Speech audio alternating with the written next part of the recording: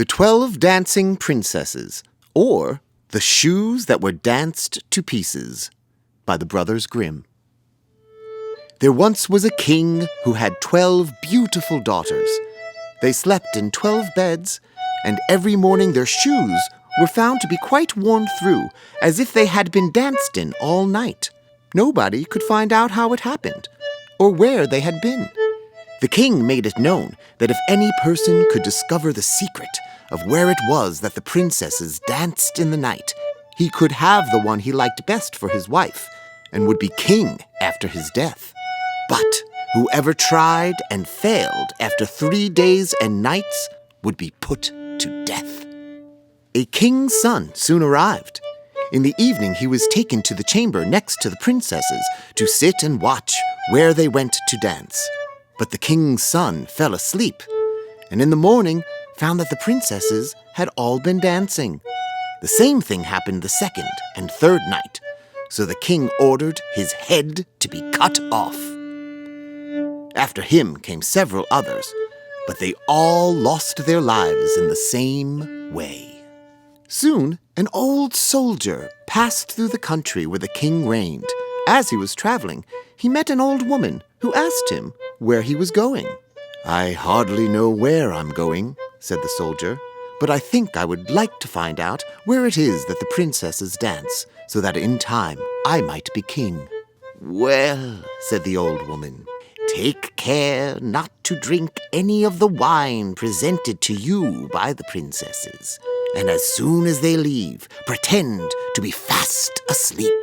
The old woman then handed him a cloak and said, "As soon as you put on that cloak, you will become invisible, and you will then be able to follow the princesses wherever they go."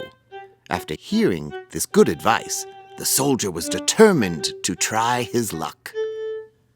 When the soldier arrived, he was immediately led to the outer chamber. Just as he was going to lie down, the eldest of the princesses brought him a cup of wine, but the soldier secretly threw it away. He then laid himself down on his bed and began to snore loudly, as if he were asleep. When the 12 princesses heard this, they laughed heartily and eagerly dressed themselves at the mirror. The youngest said, "I don't know why it is, but I feel very uneasy." "You simpleton," said the eldest. "You're always afraid. Have you forgotten how many king's sons have already watched in vain? Even if I had not given the soldier his sleeping potion, he would have slept anyway." When they were all dressed, the eldest went up to her bed and clapped her hands.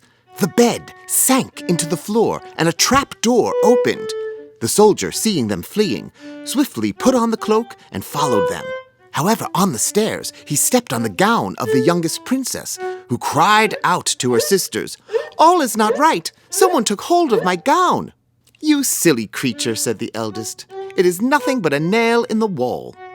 When they reached the bottom of the stairs, they found themselves surrounded by a delightful grove of silver trees.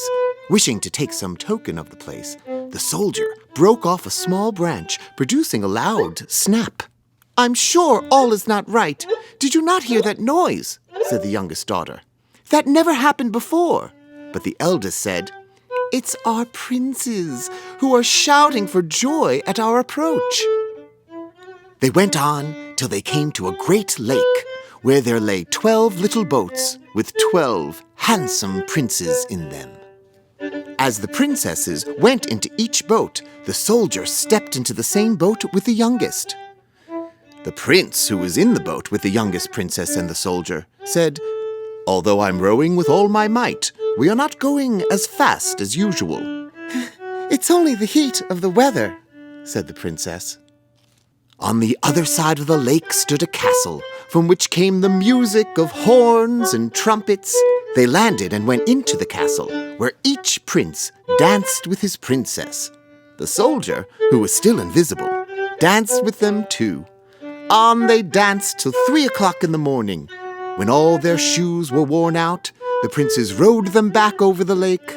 Taking leave of each other, the princesses promised to come back the next night.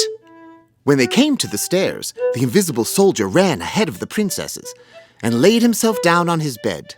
the 12 tired sisters said, "Now all is safe," and they undressed, pulled off their shoes, and went to bed. In the morning, the soldier said nothing about what had happened. Determined to see more, he went again the second and third night, and everything happened just as before. When the time came to declare the secret, the soldier was taken before the king. "Where do my 12 daughters dance at night?" asked the king. "With 12 princes in a castle underground," answered the soldier. Then he told the king all that had happened and showed him the branches which he had brought back with him. The king asked the princesses whether what the soldier said was true, and they confessed it all. Keeping to his promise, the king asked the soldier which princess he would choose for his wife, and he answered, "I am not very young, so I will have the eldest." And they were married that day, and the soldier was chosen to be the king's heir.